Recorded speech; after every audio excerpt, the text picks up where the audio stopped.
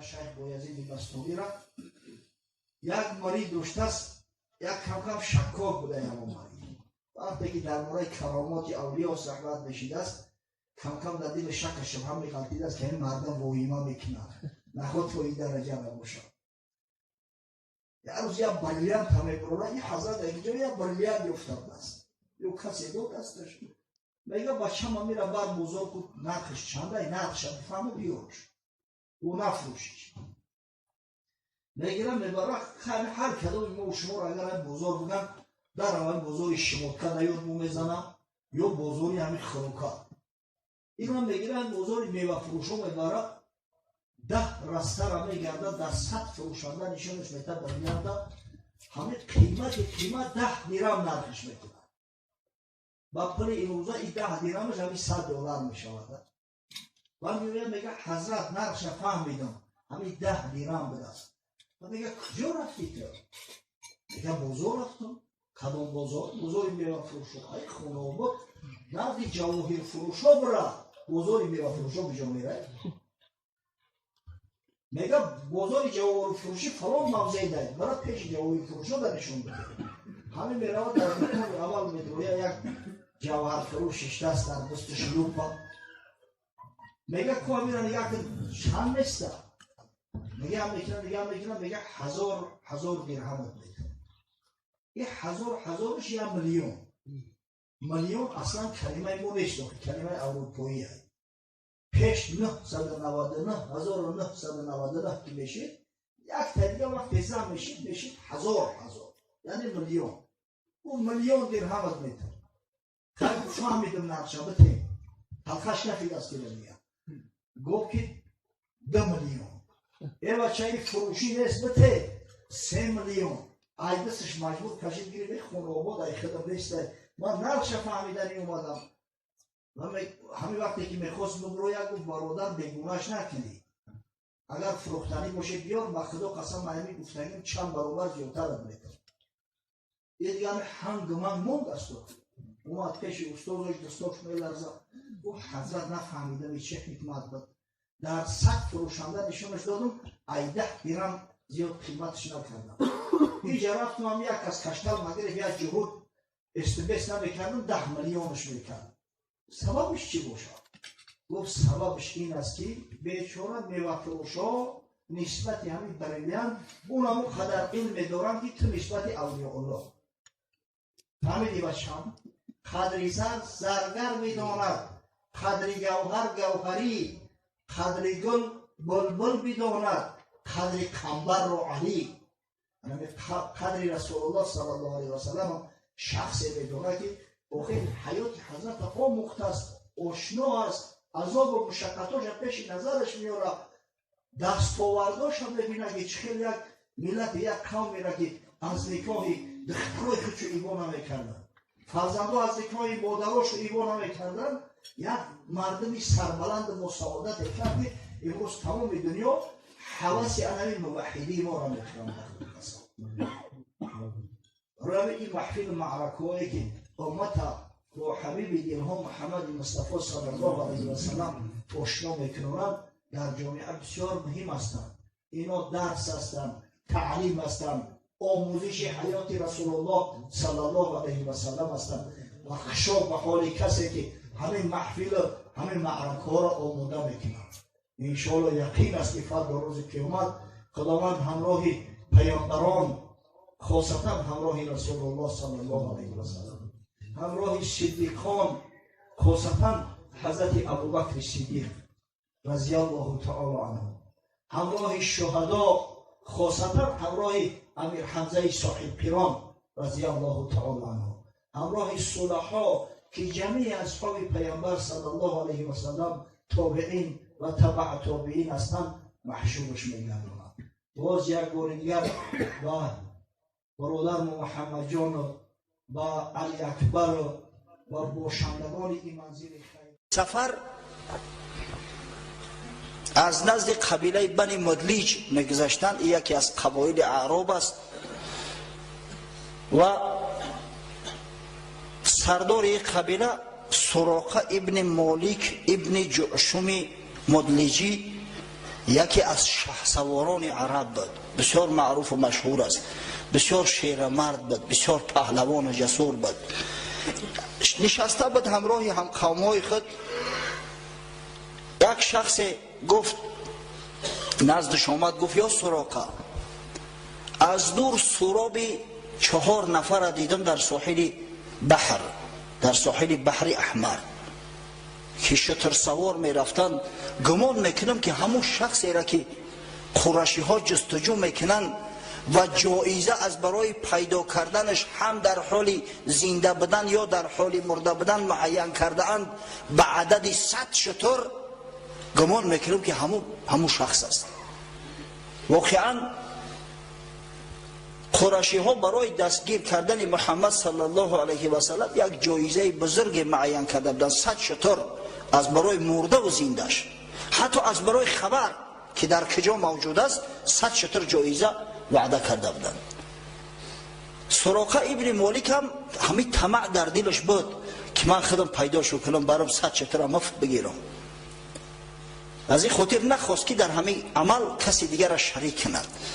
او هم قبیلش گفت که تو غلط میگویی، این فلانی و فلانی ها هستند، ما همراه در یک معرکه بودیم، اینا خیستن عازم مدینه شدند، من خفا گشتم آمدم، تو خطا کرده ای. تا اینکه ها در دل مردم نبودا که همین طمع 100 شتر نافتاده اینا هم از خفا حرکت نکنن. خودش یک ذره نشست، بعدا آمد به خانه، دانست که اگر اسب سوار شو مردم میفهمند.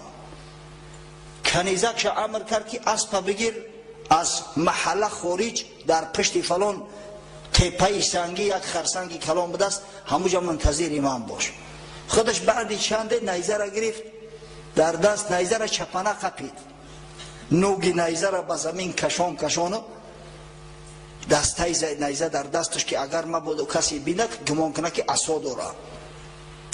و خلوت پنهانی در نصف روزی وقتی که مردم همه در راحت استراحت هستند خارج شد. آمد نزد کنیزش، اسب سوار شده، اسب قمچین کرد، از قفا تاخت. این بسیار شخصوار بود، شخصی نامدار است.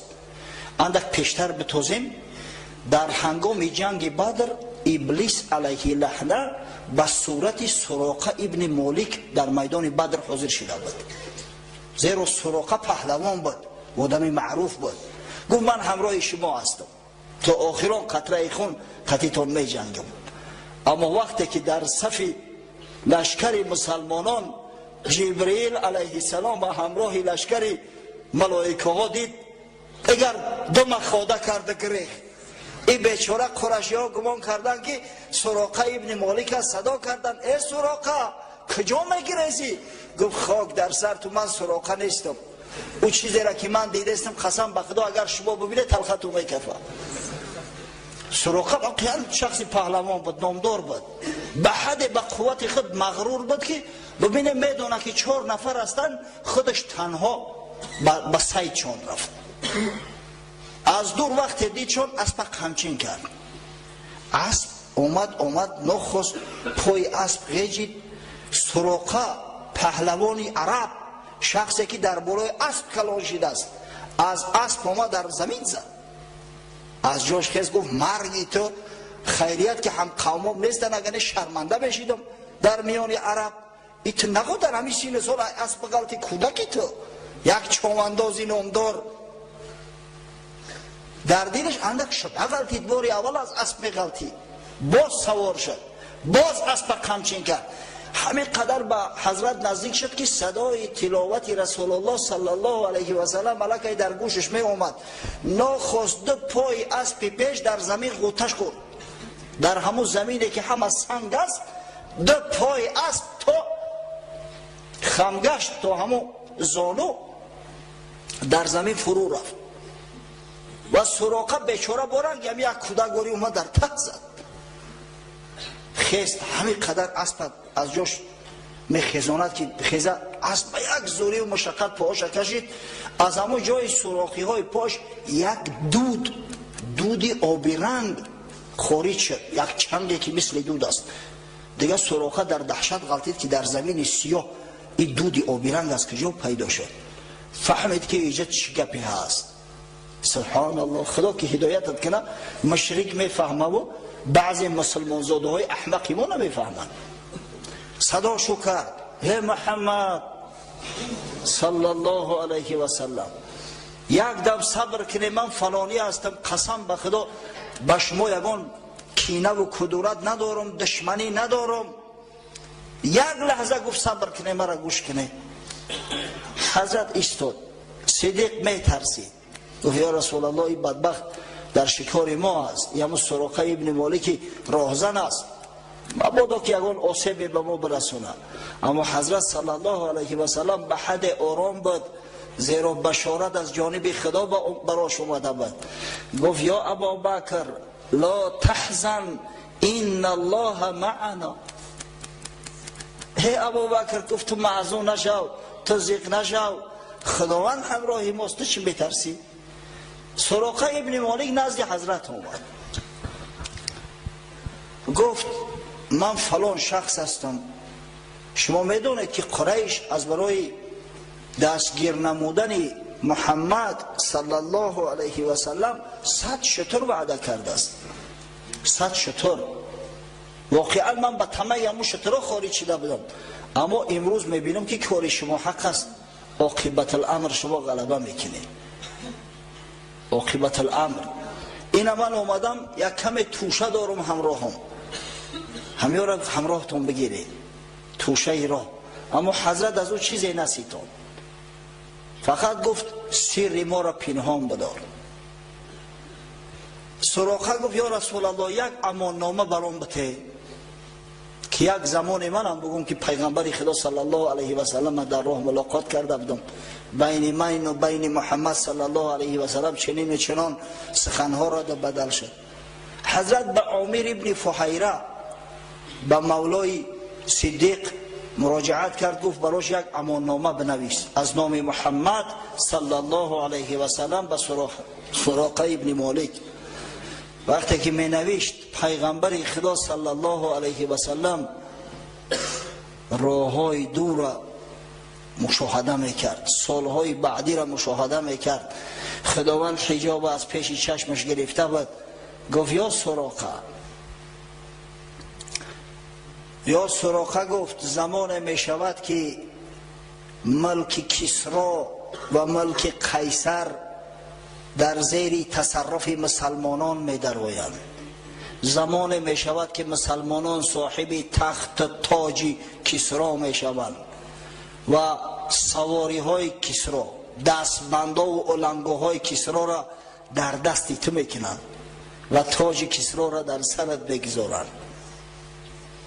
برای سراقه واقعا عجیب می نمود، همچنانه که برای تمام مردم مکه، برای مردم قریش عجیب می نمود که این پاچکنده ها چه خیلی آرزوی قصر کسرا و قیصر را میکرده باشند، در صورتی که همیت تکنون را به زور می آورند. کسی در دنیا ایو را نمیشناسند. این مردم مجهول چه خیلی آرزوی تخت کسرا را میکرده باشند. سراقه هم به خود اندیشه کرد که شاید افتو زده باشه این حضرت، تخت کسرا کجا و من کجا، دستپانه های طلایی و دستپانه های بریلانتی کسرا کجا و من کجا. اما سراقه چی میداند که آخه این حبیب خدا است، چی میداند که خداوند وقت حجاب از پیش چشم بنده گرفت آینده های دور مشاهده میکند، معاینه میکند. چی میداند که این دین دین حق است و پیشوای این مردم صالح محمد مصطفی صلی الله علیه و سلم اشرف مخلوق است، اشرف بندگان خداست. از کجا میدونه؟ ما هم نمیدونه. شاید یک نفر ماتریالیست حلحل باشه، همه قصه هایی را که همه سخنهایی را که در تمام کتب های صحیحه اومده است، در حدیث ها اومده است، در کتاب های تفسیر اومده است، در کتاب های تاریخ اومده است، در نظرش مثل افسانه بتاوه که چقدر پای اسب در داخل سنگ، در خرسنگ داخل شد. عقل فراست ما همین مقدار است. اگر ماتریالیست باشیم، اگر به معجزه خدا که نعوذ بالله باور نداشته باشیم، اگر به امرهای خارق العاده باور نداشته باشیم، واقعا این عقل همین ماتریالیستی و عقل مادیگرایی بسیار عقل احمقانه است، عقل کورانه است. حضرت مولوی روم قصه میکند جمله ذرات زمین و آسمان لشکر حقند، گاهی امتحان در وقت امتحان پروردگار تمام ذره های زمین و آسمان همه به لشکر حق مبدل می شوند. باد را دیدی که با آدان چی کرد، آب را دیدی که در طوفان چی کرد. باد شمالی که ببینید در همین تابستان چقدر جانفزا است، چقدر راحت است. وقتی غضب خدا آمد قوم عاد که التی لم یخلق مثلها فی البلاد، خداوند درباره‌شان میگوید که از اینا قوی جوستر، از اینا پهلوانتر هیچ مردم خلق نشده است. دیدی که یک شمال چگونه است سر به نیست کشید، چگونه نیست نابود کرد. آنچه آن بابیل با آن پیل کرد، آن که پشه کله نمرود خورد. قصه اصحاب فیل خوب میدونه شما، ما قصهش هم کردیم هنگام تولد رسول الله صلی الله علیه و سلم. یک پشه کله پادشاه بزرگترین عصر نمرود ظالم خورد. آن که سنگ انداخت داوود به دست، گشت 600 پاره و لشکر شکست. قصه داوود علیه السلام هم بسیار گفته ایم، شنیده. متاسفانه صحبت با مجالی همه این قصه ها را شرح توضیح دادن ندارد. سنگ میبارید بر اعدای لوط، تا که در آب سیاه خوردند غوت. چگونه خدای تعالی دشمنان لوط علیه السلام قوم لوط به خاک یکسان کرد، زیر خاک کشید. این قصه ها را شما همه میدونه، قصه های قرآنی هستند.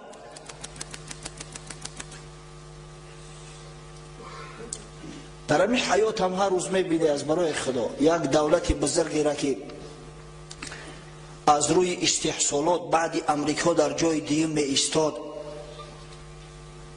ببینی حالا یک طوفان چی کارش کرد، تا با این روز دیگه به خود ناومدیم. مردمی را که از نظر استحصال جای دیگه می گرفتن، از روی صفت در جای اول بدن. ژاپن در نظر دارم، ببینه که یک طوفان به چی مبدلش کرد. تصور کنه که یک طوفان دیگه از پشت این طوفان می اومد، در جزیره های ژاپن دیگه یک شخص نمیمون. مگر همین قدرت خدا نیست؟ مگر همین غضب خدا نیست از برای خدا؟ خدای تعالی قصه ها را میاره که ما عبرت بگیریم. لقد کان فی قصصهم عبرتون، در قصه اینا میگه برای شما عبرت است. این قصه ها به همین غضب خدا تمام نمی شود. تا روز قیامت غضب خدا بالای دشمنای خدا پایین می شود. در بگویم از جمادات جهان، عاقلانه یاری پیغمبران. مثنوی چندان شود که 40 شتر، گر کشد عاجز شود از بار پر. حضرت مولوی میگه اگر تمام این جسم های منجمد بیجان که به کمک پیغمبرای خدا قیام کردن یک نامبر کنم، مثنوی به حد کلان می شود که دیگه در 40 شتر بردش نمی شود. ولی 6 جلد است، 600 جلد شاید شود. واقعا اگر قصه به سنگ فرو رفتن پای اسب سراقه ابن مالک و این هزارها معجزه پیغمبر ما را اگر مثنوی بیان میکرد صاحب مثنوی، البته که این مثنوی 600 جلد زیاد میشه، زیرا رسول الله صلی الله علیه و سلم هزاران معجزه دارد. بعد حضرت نصیحت میکنه مولوی ما، ای نموده زیدی حق در فعل درس، در میان لشکری اویی بترس. ای کسی که بر ضد خدا عمل میکنی، فرمان خدا را نمیبری، بر ضد دین خدا مبارزه میبری، آخر رو درگور تو در میان لشکری خدا هستی، از جان ترس نداری. شاید او قصر 3 آشیانه و 4 آشیانه قبرت شوه، یک زمین لرزه میشه در زیر قصر خودت زیر خاک میمونی. شاید او جیپی که امروز کتگی کرده با سرعت 100 یا 150 کیلومتر در شهر میدوانیش، انمو تابوت آهنیت بشوه در میان لشکری اوی بترس. جذبت لشکری او در وفاق، مرتو را اکنون مطیعند از نفاق. تو غره نشو که دست در فرمان من است، سر در فرمان من است، پا در فرمان من است. همه این لشکری پروردگار هستند. ولله جنود السماوات والارض، خدا راست تمام لشکرهای 7 آسمان و 7 زمین. گر بگوید چشم را کورا فشار، درد چشم از تو برارد 100 دیمار. امر خدا شود همین چشم نازنین فرمان بده، این چشم دنیا را در پیش چشمت سیاه میکنه. گر به دندان گوید و بین ما و بال، پس ببینی تزی دندان گوشمال. یک دندان در درد میآید، دنیای روشن در چشم تاریک میشود، طعام شیرین در کامت زهر میگردد. و این تصور که به یگان دردی بد مبتلا شوی چیکار میکنی؟ باز کن طب را بخوان باب العلل، تا ببینی لشکری تن را عمل. ای پروفسوری ماتریالیستی ابلهی که محمد صلی الله علیه و سلم گرفتار بیماری اپیلپسی میگوی، رود در خاک تو عالم نیستی، قسم به خدا عالم نیستی. اینشتین میگفت نауکا بیز ریلیگی خرمید، علم بدین لنگ است، شل است، پای حرکت نداره، تو عالم نیستی بدبخت. باز کن طب را بخوان باب العلل. یک بار دیگه هم کتاب طب تورق بزن، خوشرو نگاه کن تا ببینی لشکری تن را عمل. دخترای دل در تعجب میمونند که همه دل ببینید در یک دقیقه 70 بار فشار میخورده است. 70 بار در یک دقیقه دست فشار بده، دست در کار میمونه. میگه در هنگام جراحی همه خوشرو رفته است، نخست خود به خود دل از حرکت میمونه. یا که یک شخصی که دلش حرکت مانده است، همه امید مردم قطع کردن که تمام که این مرد، نخست دل به حرکت میدروید. چون که جان هر جزو وی است، دشمنی با جان آسان کی است. و همه بنده خدا هستند، تمام اعضای بدن تو لشکری خدا هستند، به فرمان خدا هستند. دشمنی با جان آسان کی است. او احمقی که بر ضد دین مبارزه میبرد، بر ضد محمد صلی الله علیه و سلم مبارزه میبرد، او با جسم خودش مبارزه برده است، با سایه خودش جنگیده است. او بدبخت از روی بی عقلی و بی فراستی.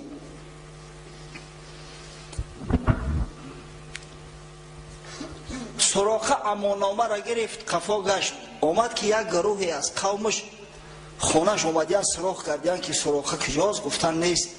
گفتن آب با این سراقه فهمید که همون 4 نفر گریزگان قریش هستند، برای دریافت کردن همون جایزه خودش تنها رفت. این بدنفس ما را همراه نگرفت. یک گروه شده و می آمدن که از سری رهش سراقه برآمد. گفت بگرده سرگردان نشده، یا دیگه کسا بودیانه، ما هم فند خورده می قفاشو رفتیم. و همه خیل شخصی که در ابتدای روز دشمن شدیدترین محمد صلی الله علیه و سلم بود، الکی در انتهای روز به یک دوست و به یک جان فدای محمد صلی الله علیه و سلم بدل شد. اندک پیشتر بتوزیم، در زمان خلافت عمر فاروق رضی الله عنه، تیصفون به دست مسلمانان فتح شد. ما در موضوع حضرت عمر و کشورکشایی مسلمانان در زمان خلافت حضرت عمر 9 جمعه گپ زدگیم. انشاءالله قوم مسجد ما خوب میدونن که چی نوع تیصفون فتح شد و غنیمت جنگی زیاد به دست مسلمانان غلطید. از جمله تخت کسرا، تاج کسرا، لباس های کسرا، علنگو و دستپانه های کسرا، و همه اینا را به نزد حضرت عمر که خلیفه مسلمانان بود فرستادند. حضرت از همین قصه باخبر بود، از سخنی که رسول الله صلی الله علیه و سلم به سراقه ابن مالک گفته بود در همون صحرای بی آب در وقت مسافرت با خبر بود. گفت سراقه را پیدا کنه، سراقه را آوردن. حضرت تاج کسرا را در سرش گذاشت و دستپانه های کسرا را در دست سراقه انداخت. گفت یا سراقه، یاد داره که محمد صلی الله علیه و سلم، محمدی که به شکارش بر آمده بودی در فلان تاریخ فلان سال برای چی گفت؟ سراقه و تمام صحابه پیغمبر صلی الله علیه و سلم همه به گریه افتادند. چه شخصای بزرگی بودند؟ کسایی که از جمال محمد صلی الله علیه و سلم چشمای خودشون را سیراب کردند، از صحبت رسول الله صلی الله علیه و سلم استفاده و نوش جان کردند. خوشا به حال شد. خداوند رحمت و مغفرت چون کند. در